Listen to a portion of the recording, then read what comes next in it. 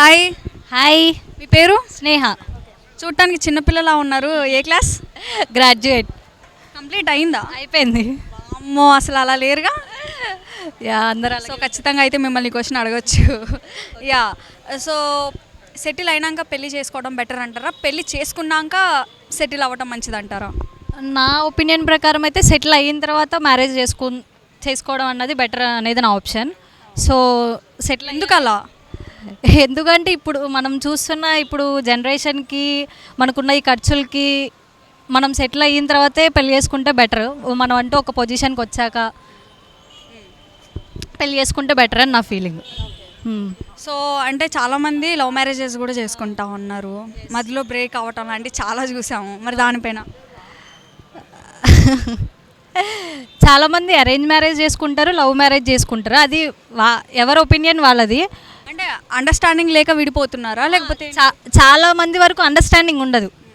ఇప్పుడు ఒకరితో మాట్లాడితే ఎందుకు ఇట్లా మాట్లాడుతున్నావు, వాడితో ఎందుకు మాట్లాడుతున్నావు, వీడితో ఎందుకు మాట్లాడుతున్నావు అని. మనకి అండర్స్టాండింగ్ ఉన్నప్పుడు నువ్వు ఎవరితో మాట్లాడినా ఏం పడదు. అండర్స్టాండింగ్ లేనప్పుడు మనకి విడిపోవాలి అనిపించినప్పుడే నీకు ఇలాంటి క్వశ్చన్స్ రైజ్ అవుతాయి. సో అండర్స్టాండింగ్ ఉంటే ఆ లవ్ అనేది లాస్ట్ వరకు ఉంటుందని నా ఒపీనియన్. కానీ మన మమ్మీస్ టైంలో అయితే వాళ్ళు ఇప్పటికీ స్టిల్ వాళ్ళు కొట్టినా పడుంటున్నారు, తిట్టినా పడుంటున్నారు. ఆ బాండ్ వేరు కదా.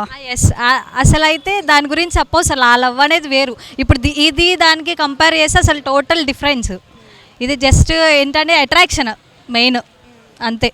దానివల్ల అది లవ్ అనుకుంటూ ఉంటారు. నిజమైన లవ్ ఏంటి అంటే లాస్ట్ వరకు ఉండాలి, అండర్స్టాండింగ్ ఉండాలి, కేరింగ్, లవ్ అనేది అన్నీ ఉంటేనే లాస్ట్ వరకు ఉంటుంది. మన మమ్మీస్ టైంలో అలా ఉంది కాబట్టి ఇప్పుడు ఎన్నైనా వాళ్ళు అండర్స్టాండింగ్ ఉన్నారు కాబట్టే ఇప్పుడు దాకా ఉన్నారు. సో అయితే మరి అబ్బాయిలే తప్పు అంటారా, అమ్మాయిలే తప్పు ఉంటారా? మరి ఉంటుంది, అబ్బాయిలది ఉంటుంది, అమ్మాయిలది ఉంటుంది.